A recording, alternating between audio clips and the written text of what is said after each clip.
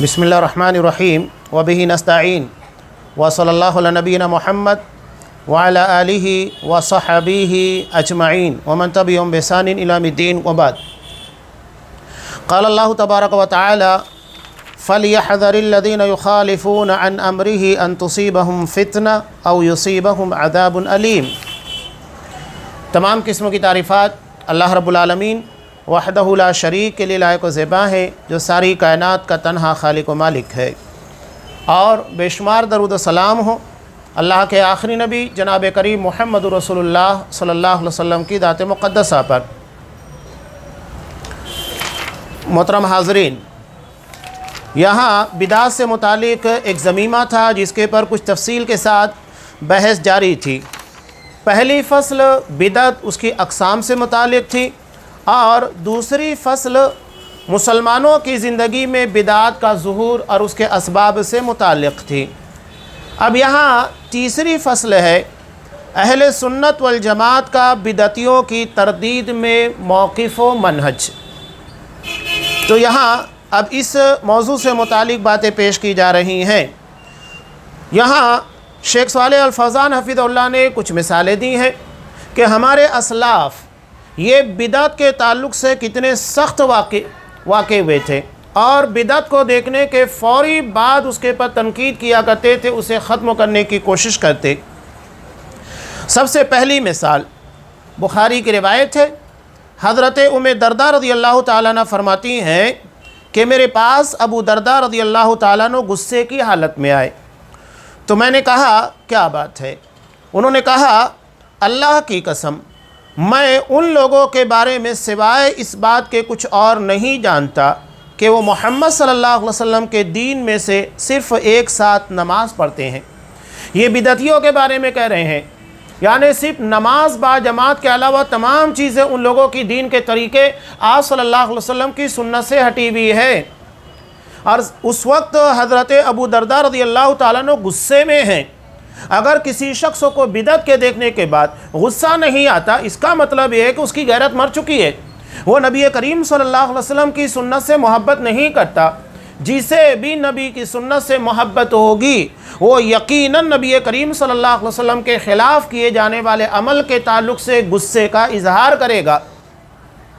आज हमारे यहाँ बड़ा अलमिया है, ख़ास तौर से अभी देखिएगा कि 15 शाबान का वक्त आ रहा है।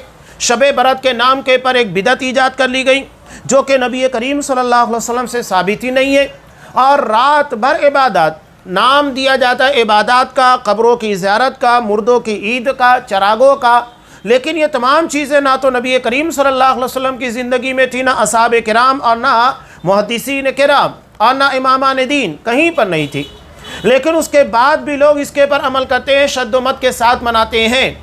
अब इसे ईद का दर्जा दिया जाने लगा, त्यौहार का दर्जा दिया जाने लगा। कैसे? बाकायदा शब बरत के लिए नए कपड़े तैयार किए जाते हैं।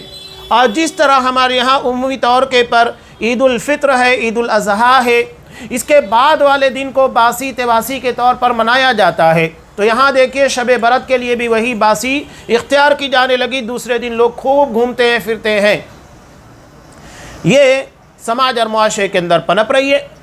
और बहुत सारे अहले हदीस अफराद, सलफ़ी हज़रात इन तमाम चीज़ों को देखकर खुश होते हैं, बल्कि उसमें शामिल हो जाते हैं। ये बहुत बड़ा अलमिया है। अगर कोई अहले हदीस ख़ास तौर से 15 शाबान की रात को कब्रिस्तान जाता है या हलवा बनाता है तो समझ लीजिएगा गरचे हमारे दिल में वो इरादा नहीं है, इसके बावजूद भी अहले बिदअत की तायीद होती है। लिहाजा ख़ास तौर से उस दिन ये काम करना ही नहीं चाहिए जिससे अहले बिदअत की तायीद होती हो।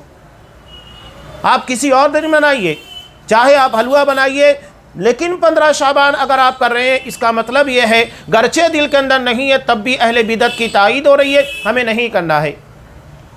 आप सल्लल्लाहु अलैहि वसल्लम ने तो नेक काम, जैसा कि अबू दाऊद की रिवायत में है, एक सहाबी आए और आने के बाद कहा कि मैं बोआना मकाम के पर अपने ऊँट को नहर करना चाहता हूँ, कुर्बान करना चाहता हूँ। तब आप सल्लल्लाहु अलैहि वसल्लम ने पूछा कि क्या वहाँ पर जाहिलियत का कोई बुत था? कहा कि नहीं। कहा कि वहाँ जाहिलियत का कोई मेला लगता था? कहा कि नहीं। तब आप सल्लल्लाहु अलैहि वसल्लम ने कहा कि ठीक है, जाओ تم اپنی نظر کو پورا کرو. انہوں نے نظر مانی تھی، اس لیے کہ کسی بھی معصیت کے بدعت کے کام کے اندر نظر نہیں ہے، اطاعت و فرما برداری نہیں ہے. یہ واضح طور پر آپ صلی اللہ علیہ وسلم نے کہا کہ ایک عبادت ہے نظر ماننا، قربانی کرنا، اس کے بعد بھی ایسی جگہ کے پر نہیں کر سکتے جہاں سے شرک کی تائید ہوتی ہے، جہاں مشرکین کوئی اپنا جاہلیت کا تہوار مناتے ہو، یہاں پر کوئی بت تھا، تائید نہیں کر سکتے ہیں. تو آپ صلی اللہ علیہ وسلم نے اتنی زیادہ اس کے بارے میں شدت اپنائی ہے. ہمیں بھی اس بارے میں بہت زیادہ چوکنا رہنا چاہیے کہ ہمارے کسی عمل کے ذریعے کسی بدعتی کی تائید نہیں ہونا چاہیے، نہ کسی بدعتی تہوار کی.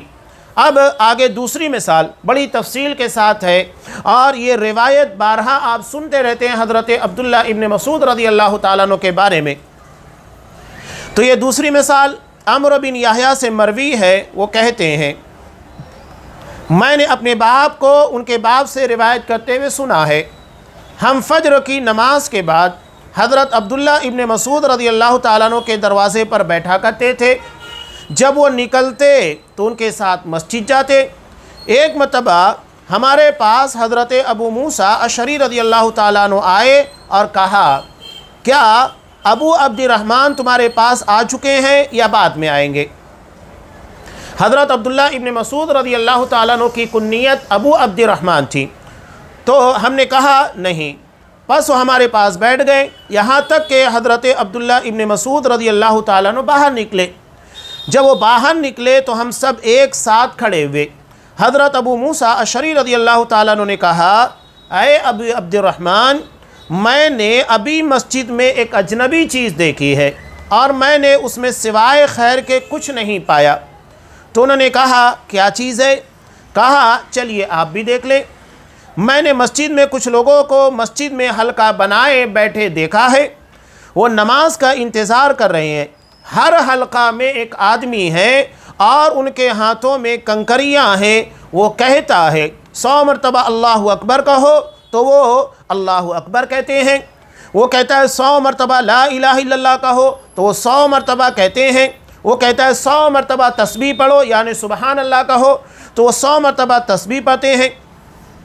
حضرت عبداللہ ابن مسعود رضی اللہ تعالیٰ عنہ کہتے ہیں کہ آپ نے انہیں اس بات کا حکم کیوں نہیں دیا کہ اپنے گناہوں کو شمار کریں، نیکیوں کو نہیں بلکہ گناہوں کو.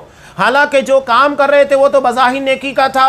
100 مرتبہ اللہ اکبر، 100 مرتبہ الحمدللہ لا الہ الا اللہ اور 100 مرتبہ سبحان اللہ، یہ سب تو بظاہر نیکی کا کام ہے. اللہ کی تسبیح ہے، اللہ کی تکبیر ہے، تحلیل ہے.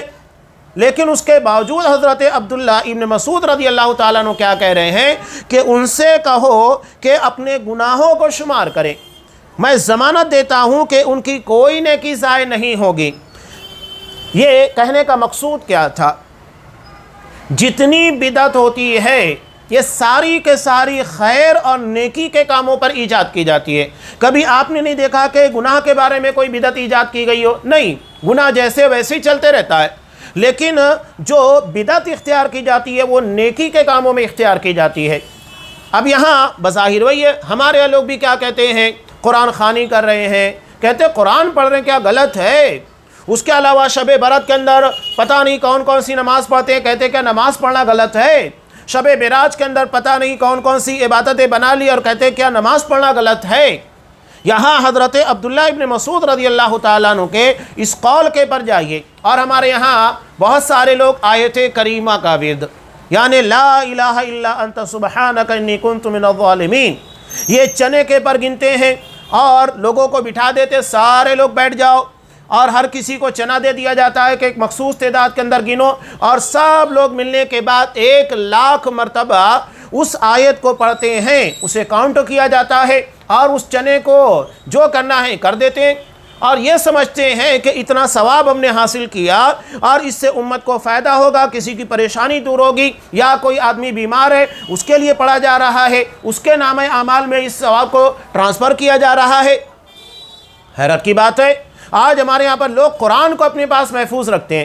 کہتے ہیں کہ میں نے اتنا قرآن پڑھا ہوا میرے پاس محفوظ ہے، اتنی میں نے سورہ پڑھی ہوئی ہے میرے پاس محفوظ ہے، اور فلاں کو بخش دیا، فلاں کو بخش دیا. کیا یہ نعوذ باللہ یہ گوگل پے اور فون پے کی طرح اکاؤنٹ ہے کہ آپ اپنے اکاؤنٹ میں سے جس کو چاہے روپیے تقسیم کریں؟ کیا نیکیاں بھی اسی طرح تقسیم ہوتی ہے؟ کہ آپ اپنے اختیار میں رکھ کر اسے تقسیم کریں؟ پہلا سوال یہ ہوتا ہے کہ کیا واقعتاً آپ کی نیکیاں قبول ہوئی؟ سوال یہ ہے، جب تک آپ کا طریقہ، آپ کا عقیدہ صحیح نہیں ہوگا، کوئی عمل اللہ کا قبول ہونے والا نہیں ہے۔ پہلی بنیاد ہی عقیدہ ہے، جب عقیدہ صحیح نہیں ہے تو کوئی عمل اللہ کا قبول نہیں ہوگا، گرچہ عمل نیکی ہو، نماز ہو، روزہ ہو، کچھ بھی ہو۔ جب آپ بنیادی طور پر ہی بد عقیدہ ہیں، شرکوں کے اندر ملوث ہیں، تو نیکیوں کے بارے میں یہ ڈیمانڈ کرنا اور یہ تصور کرنا کہ وہ قبول ہو گئی ہے، ہمارے نامہ اعمال کے اندر آ چکی ہیں اور ہم جس کو چاہے ٹرانسفر کر سکتے ہیں۔ دین تمہارے اپنے سوچ اور اپنے افکار و خیالات کے مطابق نہیں چلتا ہے، دین اللہ کا نازل کرتا ہے، اللہ نے جو قانون طے کیے ہیں اسی کے مطابق چلے گا، ہمارے اپنے قانون کے مطابق نہیں۔ جہاں تو دنیا کے اندر بھی آپ دیکھ لیجئے کہ بینک آپ کے تعلق سے لمٹ قائم کر دیتی ہے کہ ٹھیک ہے آپ کا اے ٹی ایم ہے 25,000 20,000 سے زیادہ نہیں نکال سکتے، اگر آپ 20-25,000 کے اوپر نکالنا چاہے تو نکلے گا؟ نہیں نکلے گا، اس لیے کہ دنیا کے اندر بینک نے ایک قانون بنا دیا ہے۔ تو اللہ تبارک و تعالیٰ نے بھی جو اصل میں شارع ہے، اصل میں دین ساز ہے، اللہ نے قانون بنا دیا کہ بغیر کسی توحید، بغیر توحید کے اور شرک سے بچے ہوئے اور نبی کی سنت کو اختیار کیے ہوئے کوئی عمل اللہ کا قبول نہیں ہوگا۔ دلوں میں اخلاص ہونا چاہیے، تمام شروط ہیں، اور اس کے بعد بھی بندہ ڈرتا ہے کہ نیکیاں کرنے کے بعد، یہ اہل ایمان کا وتیرہ ہے، یہ نیکی کرنے کے بعد ڈرتے ہیں۔ وجلت قلوبہم، کہ نیکیوں کے کرنے کے بعد بھی ان کے دل ڈرتے رہتے ہیں۔ حضرت عائشہ رضی اللہ تعالیٰ عنہ نے جب سورہ مومنون کی آیت نازل ہوئی تو نبی کریم صلی اللہ علیہ وسلم سے سوال کیا کہ کیا یہ گنہگار لوگ ہیں؟ تو آپ صلی اللہ علیہ وسلم نے کہا کہ نہیں، بلکہ یہ وہ لوگ ہیں جو نیکیاں کرتے ہیں اور نیکیوں کے کرنے کے بعد ڈرتے رہتے ہیں کہیں ہماری نیکیاں اللہ کے یہاں پر رد نہ کر دی جائے، ہمارے اعمال قبول نہ ہو۔ وہ نیک عمل کرنے کے بعد ڈرتے رہتے ہیں، اور یہاں پر ہم بدعت اور خرافات کرنے کے بعد سوچتے ہیں کہ ہمارے نامہ اعمال کے اندر تو بہت ساری نیکیاں ہیں، ہم جسے چاہے ٹرانسفر کر دیں، جسے چاہے کامیاب بنا دیں۔ یہ اتنا آسان نہیں ہے دین کا معاملہ۔ تو حضرت عبداللہ ابن مسعود رضی اللہ تعالیٰ عنہ، انہوں نے کیا کہا کہ آپ نے انہیں اس بات کا حکم کیوں نہیں دیا کہ وہ اپنے گناہ شمار کریں؟ میں ضمانت دیتا ہوں کہ ان کی کوئی نیکی ضائع نہیں ہوگی۔ پھر وہ چلے اور ہم بھی ان کے ساتھ چلے، یہاں تک کہ ان حلقوں میں سے ایک حلقے کے پاس آئے اور ان کے پاس کھڑے ہو کر کہا، یہ میں تمہیں کیا کرتے ہوئے دیکھ رہا ہوں؟ انہوں نے کہا، اے ابو عبد الرحمن، یہ کنکریاں، اس کے ذریعے ہم تکبیر، تحلیل، تسبیح اور تحمید کر رہے ہیں۔ انہوں نے کہا، اپنے گناہ کو شمار کرو، میں ضمانت دیتا ہوں کہ تمہاری کوئی نیکی ضائع نہیں ہوگی۔ اے امت محمدیہ، اے امت محمد، تمہارا برا ہو، تم کتنی جلدی ہلاک ہونے لگے۔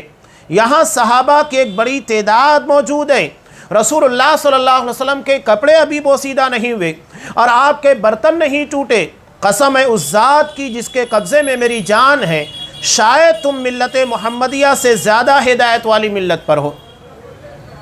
بتانے کا مقصد کیا ہے؟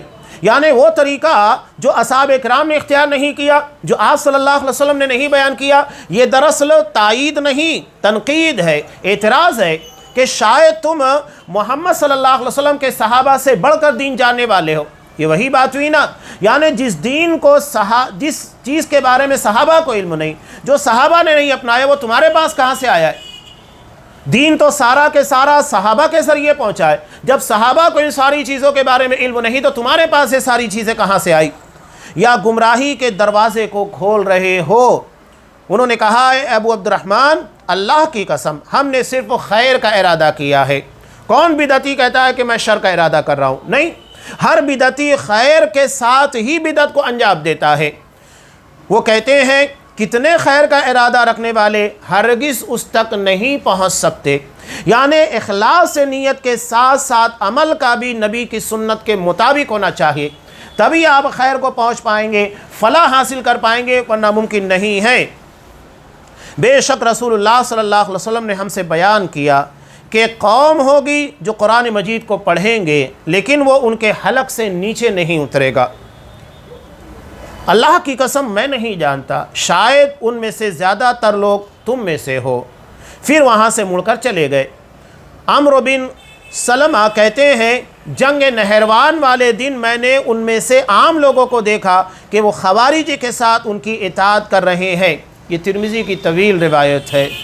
بتائیے یہ گمراہی ہے، اور یہ وہی خوارج جن کے بارے میں آپ صلی اللہ علیہ وسلم نے امت کو بڑی شدت اور شدت کے ساتھ خبردار کیا کہ صحابہ کو کہہ رہے کہ خوارج کے سامنے تمہیں اپنی نماز ہلکی لگے گی، تمہیں اپنا قرآن پڑھنا ہلکا لگے گا۔ اب بتائیے کہ صحابہ جو دنیا میں خیر کے سب سے زیادہ متلاشی، سب سے زیادہ عمل کرنے والے، اس کے بعد بھی اللہ کے رسول کیا کہہ رہے ہیں، تمہیں اپنی نماز، اپنے روزے، اپنا قرآن کا پڑھنا ان کے سامنے ہلکا لگے گا۔ یعنی وہ دین کو بظاہر ایسے فالو کریں گے، لگے گا کہ ان سے زیادہ دیندار کوئی نہیں ہے، حالانکہ حقیقت میں وہ دیندار نہیں ہوں گے۔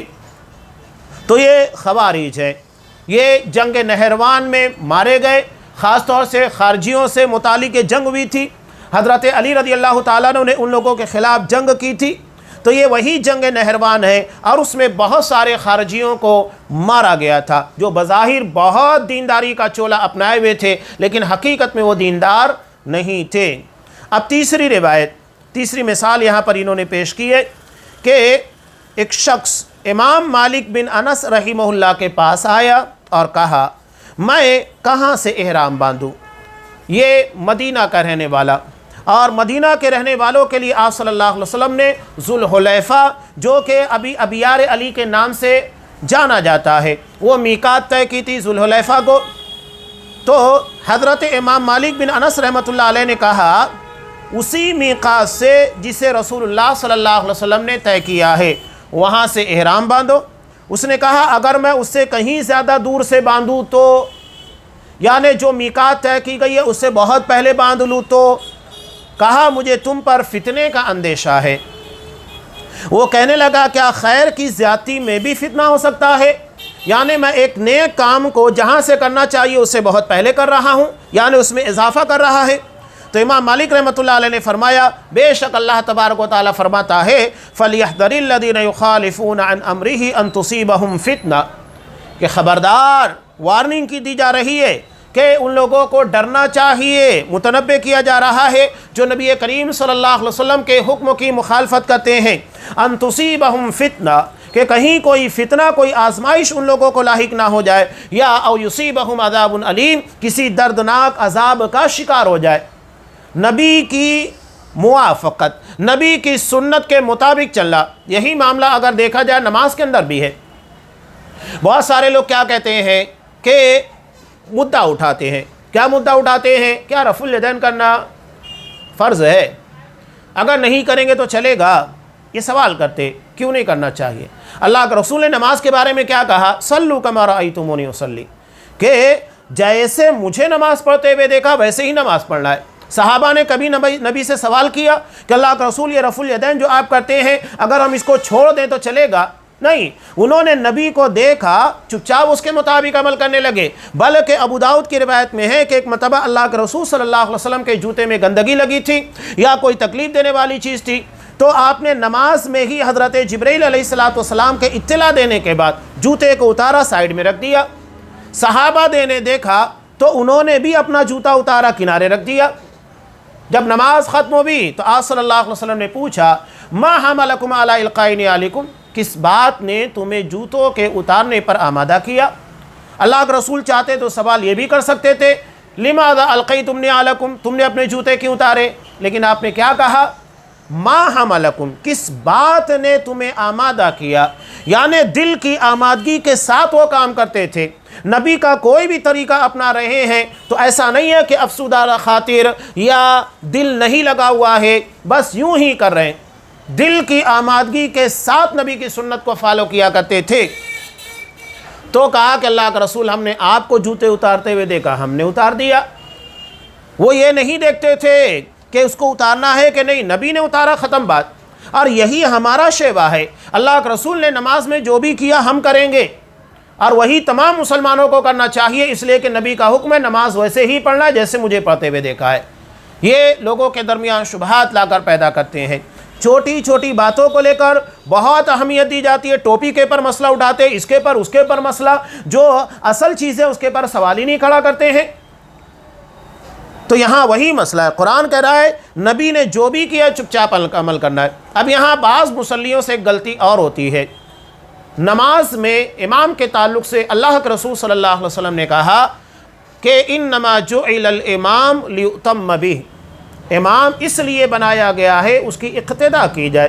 اقتداء کا مطلب امام نے جو کیا فوراً اس کے بعد آپ کیجئے، یہ نہیں کہ تاخیر ہو۔ امام سجدے میں جانے کے بعد اپنا سر ٹیک چکا ہے، اس کے بعد بھی آپ کھڑے ہوئے ہیں، یا وہ دوسرے سجدے کے لیے اپنا سر ٹیک چکا ہے، اس کے بعد بھی آپ بیٹھے ہوئے ہیں، تاخیر نہیں ہونا چاہیے۔ نہ تقدیم ہے نہ تاخیر، نہ تو امام سے پہلے آپ کوئی حرکت کر سکتے ہیں اور نہ امام کے کرنے کے بعد اس میں تاخیر ہونا چاہیے۔ سیدھے سیدھے فالو کرتے چلے جانا، اس کے نقش قدم کی ایک ایک عمل کی پیروی کرنا ہے، تاخیر نہیں ہونا چاہیے۔ تو قرآن نے وہی کہا کہ خبردار کیا جا رہا ان لوگوں کو جو نبی کے حکموں کی مخالفت کرتے ہیں کہ کہیں وہ آزمائش کا یا اللہ کے عذاب کا، دردناک عذاب کا شکار نہ ہو جائیں۔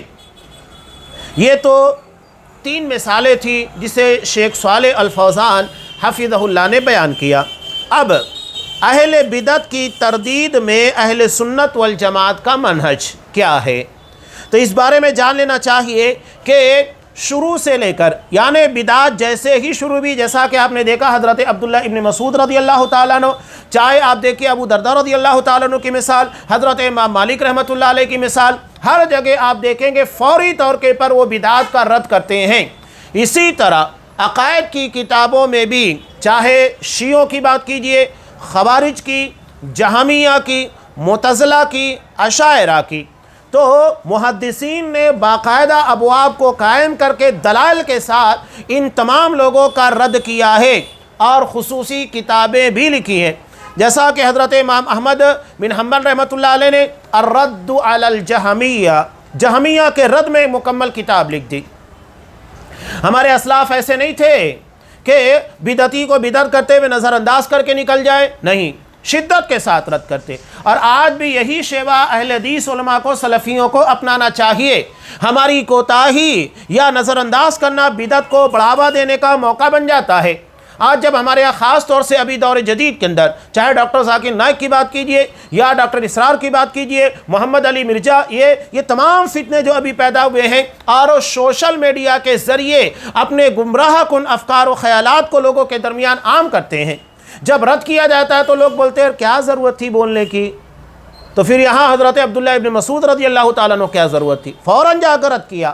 یہی ہمارے اسلاف کا طریقہ ہے کہ ایک بدعت ہے اس کو رد کرو، چھوڑنا نہیں چاہیے، ورنہ یہ بدعت آگے چلنے کے بعد پھیلتی جاتی ہے اور لوگوں کے اندر اس کے اثرات پھیلنا شروع ہوتے ہیں۔ تو بدعت کا رد کرنا ضروری ہے۔ حضرت امام احمد بن حنبل رحمۃ اللہ علیہ سے سوال ہوا کہ یہ بتائیے، ایک شخص جو نماز روزہ عبادات کر رہا ہے بدعت کا رد نہیں کرتا، وہ بہتر ہے یا ایسا شخص ہو جو بدعت کا رد کرتا ہے؟ تو کہا کہ جو بدعت کا رد کرتا ہے وہ زیادہ بہتر ہے، اس لیے کہ عبادت کرنے والا وہ صرف اپنے ذاتی مفاد کے لیے، اس سے اس کا ذاتی فائدہ ہو رہا ہے، امت کو کوئی فائدہ نہیں ہو رہا ہے، اس کا ذاتی فائدہ ہو رہا ہے۔ لیکن بدعت کا رد کرنے والا دراصل امت کو گمراہی سے بچا رہا ہے، یہ خود بھی گمراہی سے محفوظ ہے اور دیگر لوگوں کو بھی گمراہی سے بچا رہا ہے۔ یہ عمل زیادہ بہتر ہے، چاہے لوگ کتنی بھی تنقید کریں۔ اور آج وہی ہوتا ہے کہ آپ جب ان لوگوں کے بارے میں بات کریں گے، ڈاکٹر اسرار وغیرہ کے بارے میں، یا ابھی قریب کی بات ہے خطبہ جمعہ کے اندر پرسوں کے دن جب میں نے ڈاکٹر اسرار کے تعلق سے کھلے طور کے پر ایک واضح بیان ہے، ایک کلپ ہے جہاں وہ اتنے بھیانک طریقے سے جذباتی انداز میں لوگوں کو گمراہ کن طریقے کی طرف لے کر جاتے ہیں کہ اللہ رحم کرے۔ کہتے ہیں کہ آج دیکھو 10 لاکھ 20 لاکھ 30 لاکھ لوگ حج کرنے کے لیے جا رہے ہیں، دعائیں کر رہے ہیں، سارے لوگوں کی دعائیں سنی نہیں جا رہی ہے، منہ پر مار دی جا رہی ہے۔ جب تک ہم حکومت نہیں قائم کریں گے، جب تک ہم اقامت دین کا کام نہیں کریں گے، اللہ ہماری دعائیں قبول نہیں کرنے والا۔ یہ جذباتی انداز میں لوگوں کو لاتے ہیں۔ سوال یہ پیدا ہوتا ہے کہ اللہ نے کہاں پر یہ کہا، یا نبی کریم صلی اللہ علیہ وسلم کی کون سی حدیث ہے جس میں یہ کہا گیا ہے کہ اگر تم لوگ 10 لاکھ 20 لاکھ 30 لاکھ لوگ حج کرنے جاؤ گے تب میں تمہاری دعا قبول نہیں کروں گا جب تک کہ تم دین قائم نہیں کرو گے، حکومت قائم نہیں کرو گے؟ کیا دلیل ہے؟ کہیں کوئی دلیل موجود نہیں. یہ صرف ان لوگوں کے ڈھکوسلے ہیں، شبہات ہیں جو لوگوں کے درمیان پھیلاتے ہیں. بس سارا ٹارگیٹ حکومت حکومت حکومت حکومت. یہاں تک کہ نعوذ باللہ مولانا مودودی نے اللہ تبارک و تعالیٰ کے عرش کو، جو اللہ کی سب سے پہلی اور سب سے بڑی مخلوق ہے، اسے بھی سلطنت سے تبدیل کر دیا، اور اللہ کی کرسی کو بھی سلطنت اور حکومت سے تعبیر کر دیا، جو کھلا کھلا انحراف ہے، اہل سنت والجماعت کے منہج سے ہٹا ہوا عمل ہے، ہٹا ہوا عقیدہ ہے، ایک دم کھلی بھی گمراہی جس کے بارے میں کوئی شبہ نہیں ہے. ہر چیز کو دیکھیے حکومت حکومت حکومت. ان لوگوں کے نزدیک نہ عقیدے کی اہمیت ہے، نہ نبی کریم صلی اللہ علیہ وسلم کی سنت کی، نہ اصحاب اکرام کی محبت ہے، نہ احادیث کے بارے میں وہ فکر ہے. ہر چیز کو ان لوگوں نے ڈھا دیا ہے. تو دیکھیے امام احمد بن حنبل رحمۃ اللہ علیہ نے الرد علی الجہمیہ لکھا. ان کے علاوہ بھی ائمہ نے کتاب تالیف کی، جیسا کہ عثمان بن سعید جن کی سنن دارمی ہے، الدارمی رحمہ اللہ، اور شیخ الاسلام ابن تیمیہ رحمۃ اللہ علیہ کتابیں دیکھیے. ان کے شاگرد رشید علامہ ابن قیم رحمۃ اللہ علیہ، اور ماضی قریب میں شیخ محمد ابن عبد الوہاب رحمۃ اللہ علیہ، ان کی کتابیں دیکھیے. جہاں یہ عقید توحید کی شفافیت کو بیان کرتے ہیں، اسی کے ساتھ ساتھ ملحدین کا، مشرکین کا، زنادقہ کا، گمراہ لوگوں کا رد بھی کرتے ہیں. اور یہ کتاب جو آج ہم پڑھ رہے ہیں، اور یہ قریب الختم بھی ہے، الارشاد الی صحیح الاعتقاد، یہ بھی مشرکین اور ملحدین کے رد میں ہے. جہاں توحید کو بیان کیا گیا، ایمان کی حقیقتوں کو بیان کیا، ساتھ ہی ساتھ ملحدین اور مشرکین کا بھی رد کیا گیا ہے، جس سے ہماری توحید پامال ہوتی ہے. اب یہاں پر کچھ کتابیں ہیں جو بدعتیوں کے، ملحدین اور مشرکین کے رد میں لکھی گئی ہیں. کچھ کتابوں کا نام دیا گیا ہے کہ اہل بدعت کی تردید میں خصوصی کتابیں جو بہت زیادہ مفید ہیں. مثال کے طور پر جو پرانی کتابیں، قدیم کتابیں، امام شاطبی رحمۃ اللہ علیہ کی الاعتصام ہے، شیخ الاسلام ابن تیمیہ رحمۃ اللہ علیہ کی کتاب اقتداء الصراط المستقیم. الحمدللہ یہ اردو ترجمہ بھی موجود ہے. تو ہمیں اردو آتی ہے، ترجمہ موجود ہے. کوشش کرنا چاہیے کہ ان کتابوں کا خصوصی طور پر مطالعہ کریں، تاکہ مشرکین، ملحدین اور گمراہ لوگوں کی حقیقتیں ہمارے سامنے آ سکے، اور ان کا کیسے رد ہوتا ہے وہ بھی سامنے آ جائے. اس کے علاوہ ابن بطح کی کتاب انکار الحوادث والبدع ہے، طرطوشی کی کتاب الحوادث والبدع ہے، ابو شامہ کی کتاب الباعث علی انکار البدع والحوادث ہے. یہ قدیم کتابوں کے چند نام ہیں. اور عصر حاضر کی کتابیں ہیں شیخ علی محفوظ کی کتاب الابداع فی مدار الابتداء، اور شیخ محمد بن احمد الشقیری الحوامدی کی کتاب السنن والمبتدعات المتعلقہ بالاذکار والصلوات، اس موضوع کے پر ہے. اور شیخ عبدالعزیز ابن باز رحمۃ اللہ علیہ کا مشہور رسالہ التحذیر من البدع یہ ہے. اور اس کے علاوہ بھی اردو زبان کے اندر آپ کو بہت ساری کتابیں ملے گی، جیسا کہ شیخ حافظ صلاح الدین یوسف رحمہ اللہ ہے. انہوں نے بھی بہت ساری کتابیں لکھی ہیں جو بدعات کے رد میں ہیں.